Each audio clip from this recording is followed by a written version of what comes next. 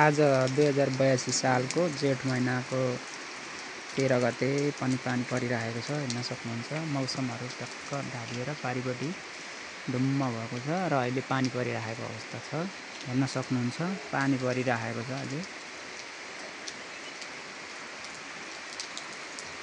जेठको 13 गते आज 2082 सालको जेठ 13 गते पानी परिरहेको अवस्था परिरहेको छ।